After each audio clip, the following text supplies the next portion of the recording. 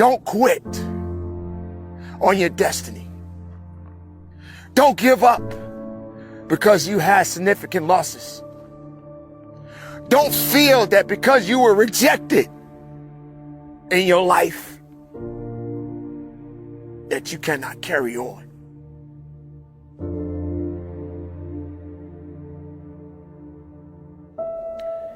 How many hours do you put into your craft? How much work are you putting into your ideas? How many times have you taken so many breaks that it pushed you back instead of pushing you forward? How much suffering have you put into your craft? How much suffering are you willing to endure for success? This is the time you need to ask yourself. You need to get clarification within yourself and understand what it is to be successful. Success doesn't take vacations.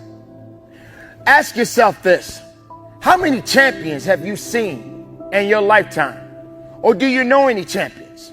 Perhaps maybe you were a champion at one time in your life, but you took a vacation. See, the thing about champions is that there are very few of them, but there are many more people that do not understand the significance of what it means to apply significant hard work. Your legacy is something that is passed down. It is your mark. It is your footprint in the earth. It is your contribution to the world. God wants you living for legacy. He wants you thinking the big picture. He wants you thinking long term. That God wants you making decisions with legacy in mind. Legacy is so powerful because you can do something today that lives forever. Let me say that again.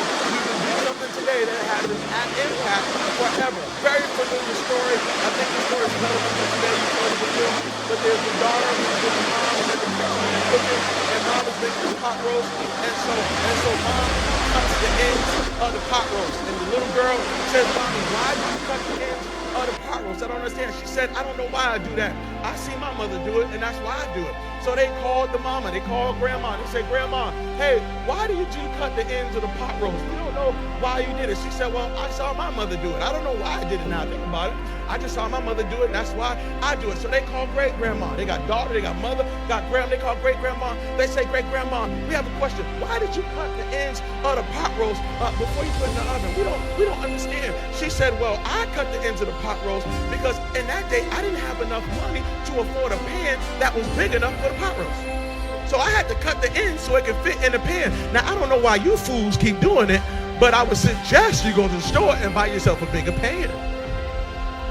Well, what happened? Legacy happened. Somebody saw somebody do something, and God is saying that's the type of impact you are going to have. That's the type of power you are going to have, that when you make a move, that when you do something, you are actually going to be creating a legacy. You are actually going to be leaving a mark. This is a life that is so important for you. This is a time that's so important because God wants you to think legacy. It's the idea that you are on a beach and you're walking through the sand, and then you turn around and you're saying, "Oh, I can see where I've walked." It's the idea that you stop and you look at your tracks, and your tracks have been made in the sand. You say, "Well, I didn't know that I could walk that far. Wow, I didn't know that's how long I came from. Wow, I can see my footprint." God wants you to look at your life even today and say, "I see my footprint. Wow, I see my impact. Wow, I see the things that He's had me to do." You got to live for legacy. Now somebody in the room saying, "Pastor, I didn't come here for this. I came here for Jesus. I just want to hear about Jesus. And why can't we just talk about Jesus? Let's talk about the cross. Let's talk about this is church. Why are we talking about legacy?" Well, I'm talking about legacy because I think Jesus talked about legacy. Jesus said that He wants you to have fruit that will last. In the book of Matthew, chapter 5, verse 16, Jesus says, "In the same way, let your light shine before others, that they may see your good deeds and glorify your Father in heaven." Let me say that again. Jesus says in Matthew 5, verse 16, He says, "Let your light shine." God said, "I want you to live a life that's loud." I have to teach this because I was taught. I know there are people who are saying, hey, you don't see me, just see Jesus. There are some of you who are not on Facebook because you don't want nobody to see you. You want them to see Jesus. There's some of you, your profile picture is Jesus. You on Instagram, and then when they click your name is Jesus. Somebody say, why don't you change that pic? I just want you to see Jesus. I get it. I know where the teaching came from, because we don't want people to be prideful. We don't want extreme narcissism where it's all about you. But at the same time, that's not what Jesus taught. Jesus says, nope, I need people to see your light shine. I need them to see your good deeds. I need them to see your marriage. I need them to see your parenting. I need them to see you getting out of debt. I need them to see you overcoming obstacles. I need them to see you pray. I need them to see you worship. Why? He said, because I'm going to impact you so much that when your light shines before men and they see your good deeds, they're going to start to give God praise in heaven. So do me a favor, change your profile pic, take the blonde hair Jesus off, put your face back on, and let God shine through your life. People need to see you praying. They need to see you reading your word. Yep, they need to see what it looks like to be laid off. They need to see what it looks like to have a loved one die. Jesus put you in the earth to let life happen to you in front of others so they can see you and say, that got to be God. Stop hiding. Stop being so quiet. Stop letting nobody can see you. Nobody can be around you. Nobody is experiencing the favor of God on your life because you won't share your story. You won't testify. You won't say anything. I get it. We took away testimony from the church because some of y'all started testifying in ways that were too crazy. So we don't give you the mic no more. But you still got a testimony. You still got a life to live. Let your light shine so that men can see the God in you. This is about legacy. Everybody say legacy. I get it. Somebody saying, Pastor, I hear you. That's so cute. Good word. But this is not my Sunday. I'm so sorry. I don't care about legacy. I'm single. I don't care about legacy. I don't have no kids. I don't care about legacy. My family never cared about me. I don't care about them. My life is my own.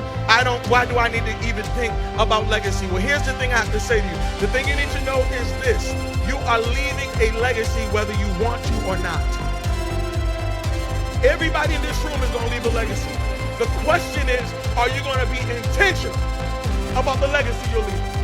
Are you actually going to be intentional, or are you just going to let anything be passed down, anything be given to others on your behalf? Don't let it be so. It's like this past weekend, I went out to go preach. And when I went to go preach, I went into a city and I rented a car. When I went to the rental car, they said, go downstairs in the garage, you grab any car. When I went down there were only 2 cars.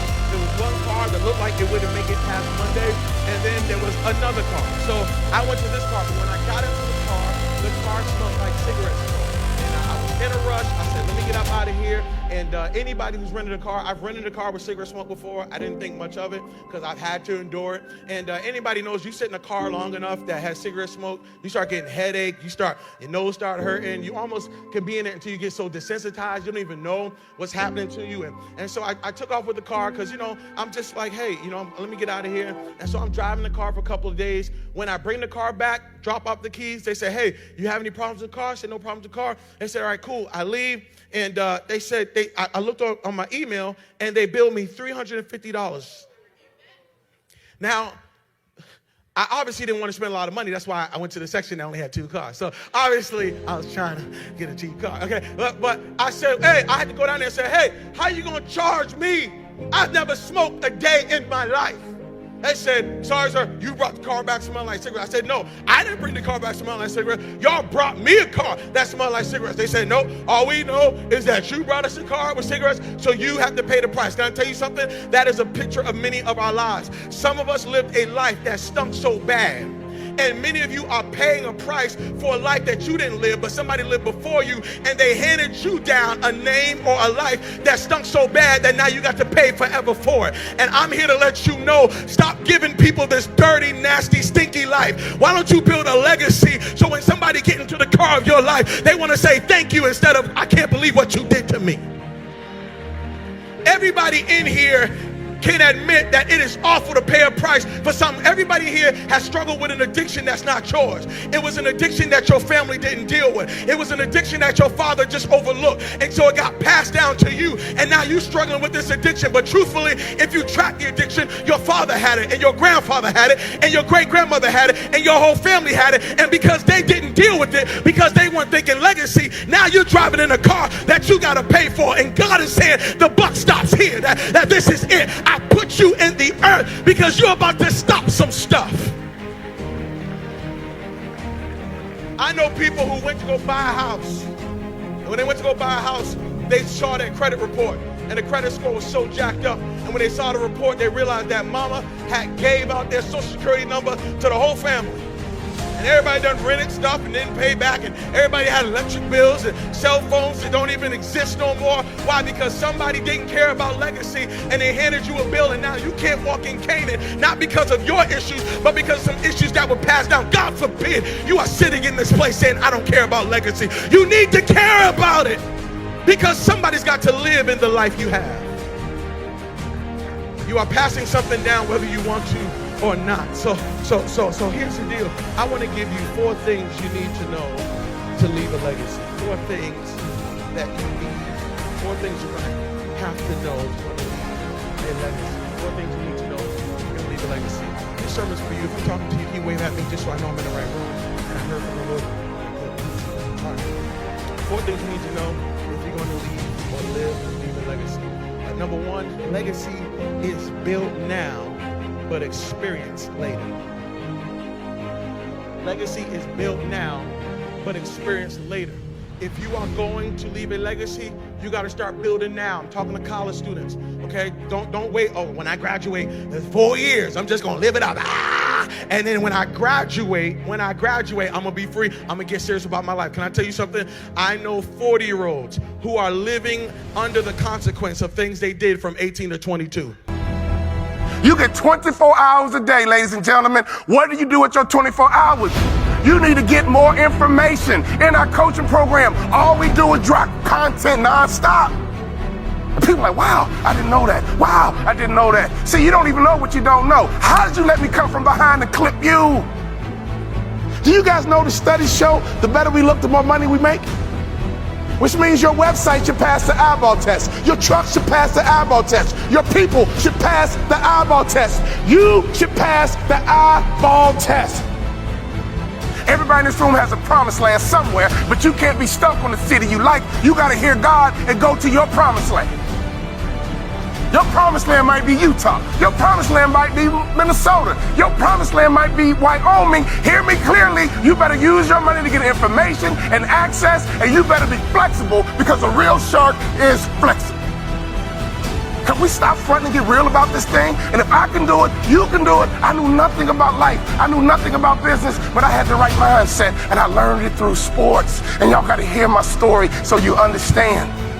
I didn't even start on my college basketball team. I came off the bench. At the University of Minnesota, I came off the bench. But in my mind, you can bring me off the bench, but I'm an NBA ball player when you get through talking. When you get through, I'm an NBA ball player. And that's why I would walk around and say, you can't check me.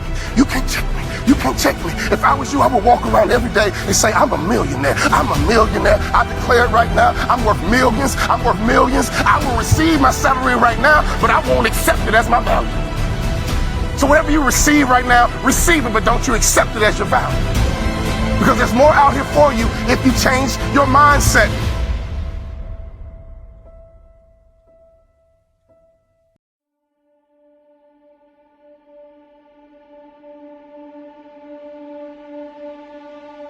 I found that nothing in life is worthwhile unless you take risks. Nothing. Nelson Mandela said, there is no passion to be found playing small and settling for a life that's less than the one you're capable of living. Now, I'm sure in your experiences in school and applying to college and picking your major and deciding what you want to do with life, I'm sure people have told you to make sure you have something to fall back on. Make sure you got something to fall back on, honey.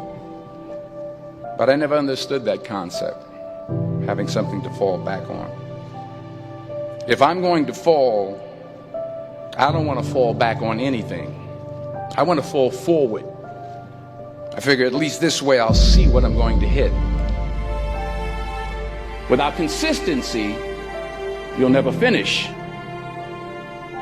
So do what you feel passionate about. Take chances. Don't be afraid to fail. There's an old IQ test was 9 dots, and you had to draw 5 lines with a pencil within these 9 dots without lifting the pencil. the only way to do it was to go outside the box. Don't be afraid to think outside the box. Don't be afraid to fail big, to dream big. But remember, dreams without goals are just dreams. Reggie Jackson struck out 2,600 times in his career, the most in the history of baseball. But you don't hear about the strikeouts. People remember the home runs. Fall forward.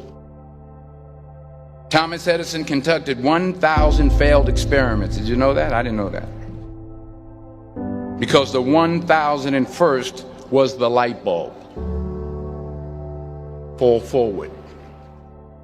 Every failed experiment is one step closer to success. You've got to take risks, and I'm sure you've probably heard that before, but I want to talk to you about why that's so important. You will fail at some point in your life. Accept it. You will lose. You will embarrass yourself. You will suck at something. There's no doubt about it. And I know that's probably not a traditional message for a graduation ceremony, but hey, I'm telling you, embrace it, because it's inevitable. Here's the other thing: is you look at your goals and look at your dreams. When you're going through some stuff, repeat out to me, please. When things go wrong, don't go with them. Yes, write that down. When things go wrong, don't go with them. When you're working on a business deal, you're counting on some money. Someone said you will get the loan, and it falls through. You have an event, and the people that you thought would be there and support you, they don't come through. Or someone turns against you, or you get ripped off. It's going to happen to you. It happened to me. Someone stole all my products. My database, over 180,000 names and addresses. It's not personal. It's going to happen to everybody. It does. 8 out of 10 millionaires have been financially bankrupt. Walt Disney had 7. He filed bankruptcy 7 times and had 2 nervous breakdowns. It's called life. But I got a saying: life knocks you down, try and land on your back, because if you can look up, you can get up. You've got the power in you to do that. You've got something special. You've got comeback power. Here's the other thing. Let us say together, it's possible. It's necessary. It's me. Yes, write that down. It's me. Take ownership of your life. Nobody can live your dream for you but you. Nobody's going to take care of your business like you. Stop coming up with excuses. Don't give yourself permission to continue to live a small life. You can't fit a big dream into a small life. Give yourself permission to go for it, to test yourself, to challenge yourself, live full. Like we're saying, always strive to get on top in life, because it's a bottom that's overcrowded. The reason you're here is because there's something in you that says, I can do more. This just can't be it. There's something in you, there's a calling on your life. There's something in your heart that calls you to get dressed and spend the money to go to seminar after seminar, listen to message after message and speaker after speaker. Because there's something in you that tells you this is not it for you. You have not peaked it. There's more in you than you are expressing. Eye has not seen, ear has not heard, nor entered the heart of mankind what's in store for you if you challenge yourself, if you persist and persevere, if you take ownership for your life. George Bernard Shaw said the people that make it in this life, they look around for the circumstances that they want, and if they can't find them, they create them. Create what you want. You have the power in you to do more than you can ever begin to imagine, to control your destiny, to make a difference in our children, to make a difference on the planet, to make an impact. Let us say together, it's me. And let us say together, it's hard. Say it like you know it. Say, it's hard. Ladies and gentlemen, it's hard. There are people who have seen their retirements taken away from them by the corporations that they work for. They were within 2 or 3 years of retiring, and they had it taken from them. The number one entrepreneurs in this country now are senior citizens. The number one employer, number two, McDonald's and Walmart. And there's nothing wrong with those jobs. I guarantee you those people did not have a plan to end up living their lives at the end of life with those types of jobs. And they didn't have a plan like you have while you're investing in yourself not to. And it's hard. There are people making choices between purchasing prescription drugs or paying for gas or a mortgage note. It's hard when you're working on a job for 20 years, 30 years, give them some good years, and then they come in and tell you, we've downsized. In other words, you're fired. And then you have to start all over again. How many of you know it's hard? Raise your hands, please. It's hard. And it's not fair. One of the things I like about T. Harv is he talks about work and investing in yourself. It's not fair when people are going up against that kind of stuff to tell them just think positive and be enthusiastic and everything will work out all right. It ain't that kind of party.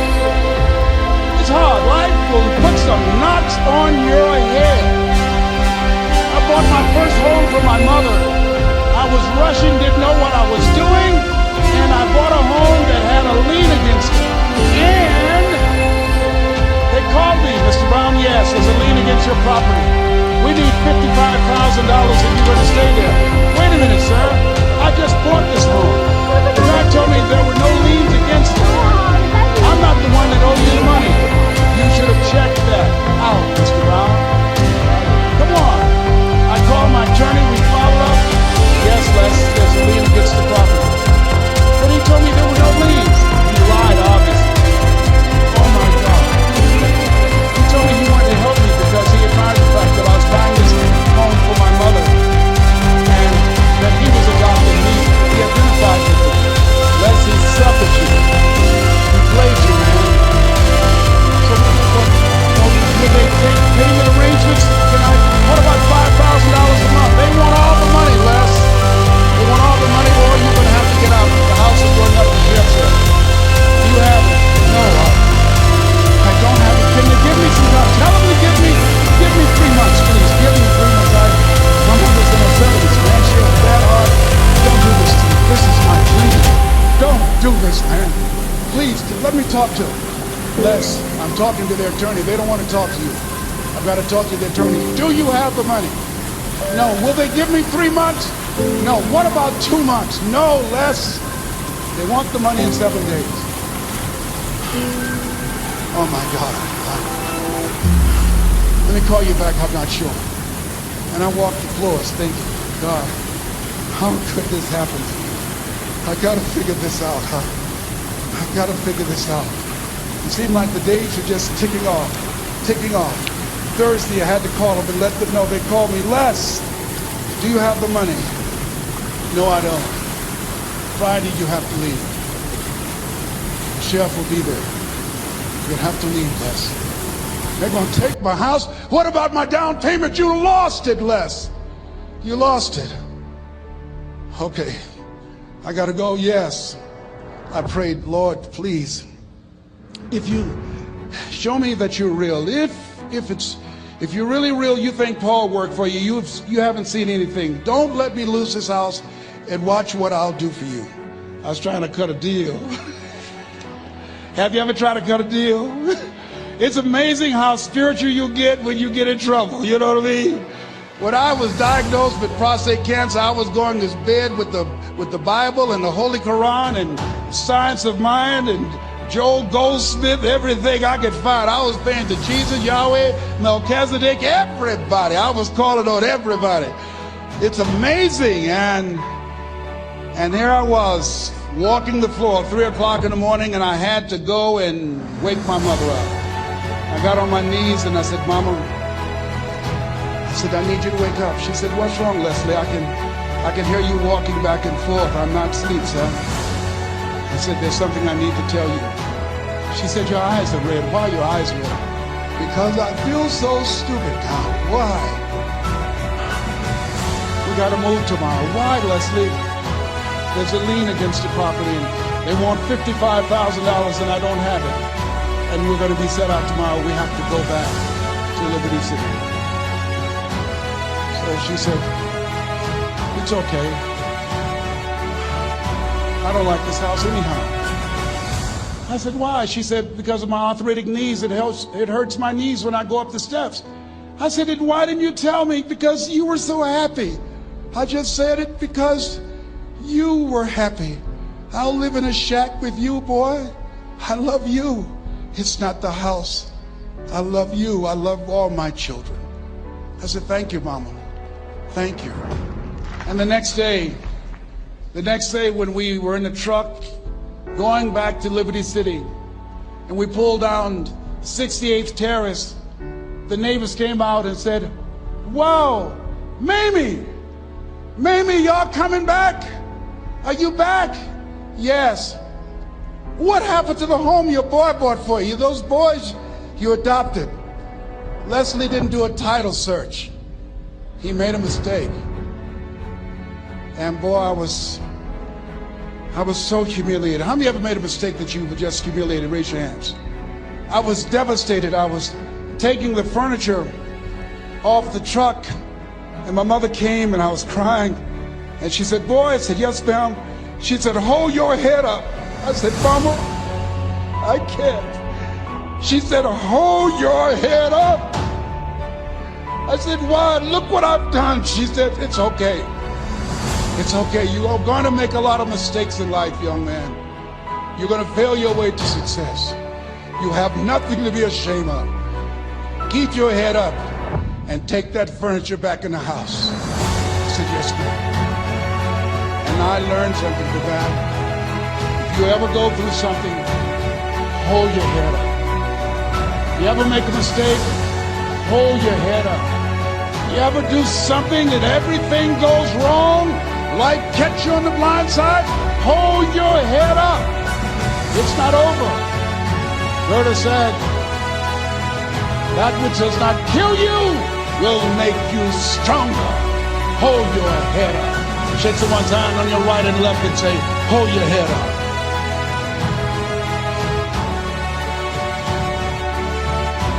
Here's something else, ladies and gentlemen. Repeat after me, please. You got to be hungry. Everybody together, you got to be hungry. I'll never forget Mr. Washington said, Mr. Brown, yes, sir. What do you want to do with your life, young man? I said, sir, I want to be a disc jockey. He said, Mr. Brown? I said, yes, sir. He said, you got to be hungry. I said, what do you mean by that? He said, people that are hungry are willing to do the things today others won't do in order to have the things tomorrow others won't have. People that are hungry are willing to invest in themselves. People that are hungry will go to seminars and workshops. People that are hungry are always searching, always seeking higher ground. So how do you want to make it? I said, I want to be a disc jockey. He says, good. Here's what to do. He said, I want you to read 10 to 15 pages of something positive every day. He said, you don't get in life what you want, you get in life what you are. You must program yourself to success. He said, I want you to listen to Earl Nightingale and Zig Ziglar. Listen, faith comes by hearing and hearing and hearing. He said, I want you to change your relationships. And I don't want you to ever lose your hunger. I said, what do you mean by that? He said, people that are hungry are unstoppable. People that are hungry are no matter what people. They make it happen no matter what. He said, I want you to listen to Paul Harvey. Who is he? He's the world's greatest communicator. Success leaves clues, young man. Always listen and follow people who are doing what it is you want to do at the level you want to do it and learn from them. I told T. Harv when we were standing by the stage, I said, hey man, I want to work more with you. I want you to coach me. I want to learn from you. See, I found you're never too old to learn and you're never too young to teach. Always have a thirst for learning. So I listened to Paul Harvey every day on the radio. While in school, I would go out and listen in his car. He gave me his keys. I was working to develop myself. And I continued to listen to motivational messages, and he would take me to see the late Dr. Norman Vincent Peale, who wrote the book, The Power of Positive Thinking. I toured with him before he passed. You You have something special. You have greatness within you. Don't allow your circumstances to determine who you are. Don't allow your negative thoughts to hold you back. You have something special. You can do more than you can ever begin to imagine. Dr. Peale was an incredible man. I admired him when he spoke. He gave me goosebumps. I can feel him in my heart. And I never forget, we were coming back to the school and Mr. Washington said, Mr. Brown, yes, sir. When Dr. Peale spoke, you didn't move. When he spoke, you were hanging on every word. When he spoke, we didn't have to tell you to sit down and be quiet. Why? I said, sir, I could feel him when he talked. I felt like he was talking to me, sir. He said, he was. I said, but he doesn't know me, but he was speaking to you. Did you feel him in your heart? I said, yes, sir. He said, most people feel him in their head. If you felt him in your heart, he said, listen to him, sir. Follow him, learn from him. And I would go to seminars and workshops. Anywhere I would find where Dr. Peale was, I would be in the audience. I'd drive 200 and 300 miles just to hear him speak. My dream and vision was to share the stage with him. I thought about it. What is your goal? What is your vision? I want you to hold it in mind. There's some power in that. Because when I became involved in speaking, I'll never forget, I got a call from Og Mandino, who wrote the book, The Greatest Salesman in the World. He said, Les, I'm stuck in Philadelphia. I need to be in Kankakee. Dr. Norman Vincent Peale's appearing. I can't make it. I heard you're in Chicago. I said, yes, I am. Can you go and open for me? I said, yes, man. Oh, my God. Dr. Peale, I said, yes, I'd love to do it. And I went there and I came. I said, hi, I'm Les Brown. He said, you're not the band of renown? I said, no, I'm Mrs. Mamie Brown's baby boy. I'm here to speak. He said, come backstage. And his wife, Martha, was there. And she said, Papa, Les Brown is here, the speaker. And he said, Les Brown, shoot for the moon. Because even if you miss, you'll land among the stars. I said, sir, that's my quote. I wrote you when I was in the 11th grade. I was a part of a special education class project. That's my quote. He said, I know. I end all my speeches with that quote. And Dr. Peale had a great sense of humor. The young man was backstage and I had so many questions to ask him and my mind froze up and the young guy said, Dr. Peale, how old are you? And he was up in age. He said, Sonny, I'm 92. The young man looked at him and said, I don't know if I want to live to get 92. He said, that's because you've never been 91. So I did the things that Mr. Washington suggested. I listened to motivational tapes on a regular basis. I would go to seminars and workshops whenever Zig Ziglar and Dr. Dennis Wigley and Jim Rohn would come to town.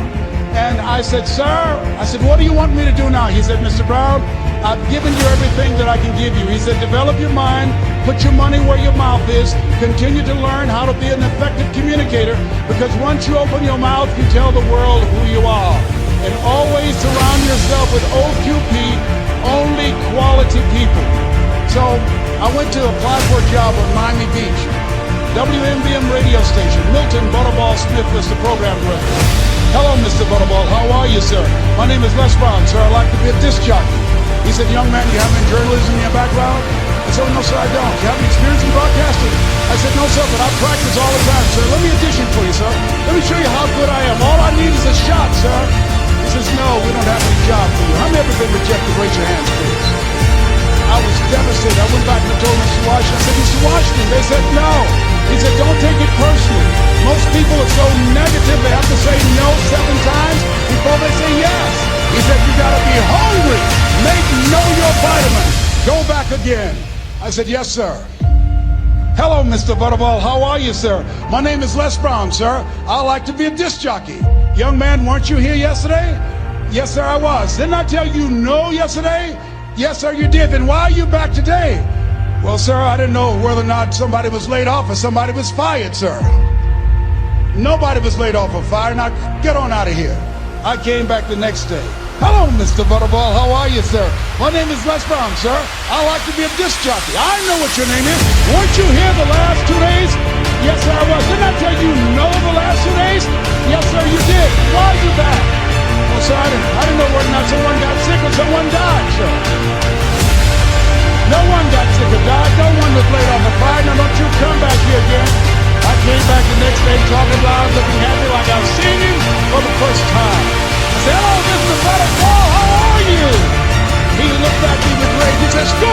some coffee? I said, yes, sir. My favorite book says the greatest among you will be your servant. How many of you are serious about your goals and dreams? Raise your hands. Very good. Write this down. Provide more service than you get paid for.